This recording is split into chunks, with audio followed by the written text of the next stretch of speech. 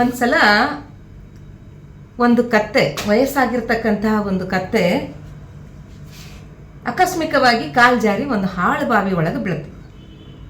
ಹಾಳು ಬಾವಿ ಅಂತಂದ್ರೆ ಅದು ನೀರು ಇರಲಾರ್ದಂಥ ಬಾವಿ.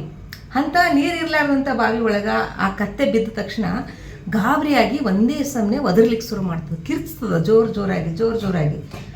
ಆಗ ಆ ಕತ್ತೆಯ ಮಾಲೀಕ ಇರ್ತಾನಲ್ಲ, ಅವನಿಗೆ ಅದು ಕೇಳಿಸ್ತದೆ.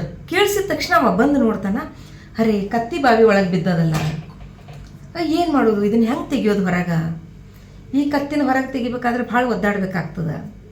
ಆಮೇಲೆ ಅವನ ತಲೆಯೊಳಗೆ ಒಂದು ವಿಚಾರ ಬರ್ತದೆ, ಏನಪ್ಪ ಅಂತಂದ್ರೆ ಈ ಕತ್ತಿಗೆ ವಯಸ್ಸಾಗ್ಯದ, ಈಗ ಇದು ನಂದು ಯಾವುದೇ ಕೆಲಸಕ್ಕೆ ಬರಂಗಿಲ್ಲ, ಹೆಂಗಿದ್ರು ಕೆಲವು ದಿನಗಳೊಳಗೆ ಇದು ಸತ್ತು ಹೋಗ್ತದೆ.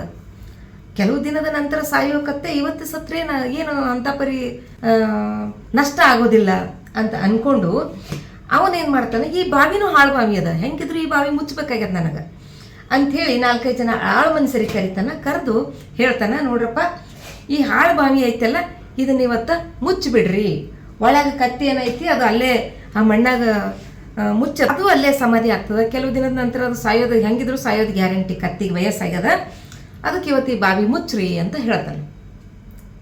ಆಳು ಮನುಷ್ಯರು ಏನು ಮಾಡ್ತಾರೆ, 8-10 ಜನ ಸೇರಿ ಮಣ್ಣು ತಂದು ಬಾವಿ ಒಳಗೆ ತುಂಬಲಿಕ್ಕೆ ಪ್ರಾರಂಭ ಮಾಡ್ತಾರೆ. ಆ ಮಣ್ಣು ತಂದು ಬಾವಿ ಒಳಗೆ ಹಾಕಿದಾಗ ಕತ್ತಿ ಮೈ ಮೇಲೆ ಬೀಳ್ತದೆ ಮಣ್ಣು. ಅವಾಗ ಕತ್ತಿ ಏನು ಮಾಡ್ತದ, ತನ್ನ ಮೈ ಕೊಡವಿ ಬಿದ್ದಿರ್ತಕ್ಕಂಥ ಮಣ್ಣನ್ನು ತನ್ನ ಕಾಲು ಕೆಳಗೆ ಹಾಕ್ಕೊಂಡು ನಿಂತು ಬಿಡ್ತದೆ. ಮತ್ತೆ ಮಣ್ಣು ಬೀಳ್ತದೆ, ಮತ್ತೆ ಆ ಮಣ್ಣು ತನ್ನ ಕಾಲು ಕೆಳಗೆ ಹಾಕೋತದ, ಮತ್ತೆ ನಿಂದಿರ್ತದೆ. ಹಿಂಗೆ ಇಡೀ ಬಾವಿ ತುಂಬೋ ತನಕ ಕತ್ತಿ ಏನು ಮಾಡ್ತದ, ಬಿದ್ದಿರುವಂಥ ಮಣ್ಣನ್ನು ತನ್ನ ಕಾಲು ಕೆಳಗಡೆ ಹಾಕ್ಕೊಂಡು ಅದು ಆ ಮಣ್ಣಿನ ಮೇಲೆ ನಿಂದಿರಲಿಕ್ಕೆ ಪ್ರಾರಂಭ ಮಾಡ್ತದೆ. ಕೊನೆಗೆ ಬಾವಿ ತುಂಬುತ್ತದೆ, ಕತ್ತಿ ಸಿಗದು ಹೊರಗೆ ಬರ್ತದೆ.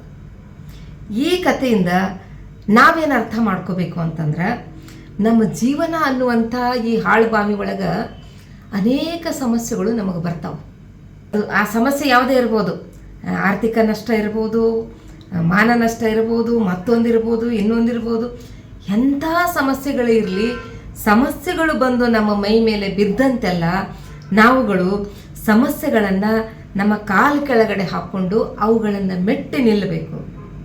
ಯಾವಾಗ ಸಮಸ್ಯೆಗಳನ್ನು ನಮ್ಮ ಮೆಟ್ಟಿಲುಗಳನ್ನಾಗಿ ಮಾಡ್ಕೊಳ್ತೀವೋ ಆವಾಗ ನಾವು ನಮ್ಮ ಯಶಸ್ಸಿನ ಒಂದು ದಾರಿ ಇದೆಯಲ್ಲ, ಆ ದಾರಿ ನಮಗೆ ಕಾಣಿಸ್ತದೆ.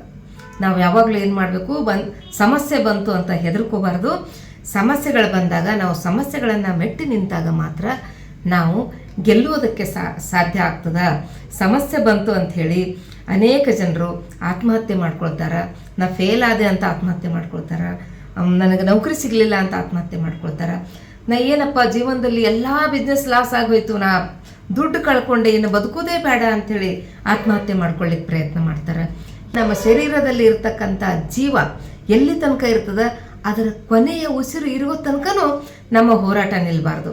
ಕತ್ತೆ ಕೊನೆಯ ತನಕ ತನ್ನ ಮೈ ಮೇಲೆ ಬಿದ್ದಿರ್ತಕ್ಕಂಥ ಮಣ್ಣನ್ನು ತನ್ನ ಕಾಲು ಕೆಳಗಡೆ ಹಾಕ್ಕೊಂಡು ಅದು ಆ ಮಣ್ಣನ್ನೇ ಮೆಟ್ಟಿಲನ್ನಾಗಿಸಿಕೊಂಡು ಯಾವ ರೀತಿ ಜಿಗಿದು ಹೊರಗೆ ಬಂತೋ ಅದೇ ರೀತಿ ನಾವುಗಳು ಕೂಡ ಸಮಸ್ಯೆಗಳನ್ನೇ ಮೆಟ್ಟಿಲನ್ನಾಗಿ ಮಾಡ್ಕೋಬೇಕು, ಕಷ್ಟಗಳನ್ನೇ ಮೆಟ್ಟಿಲುಗಳನ್ನಾಗಿ ಮಾಡ್ಕೋಬೇಕು.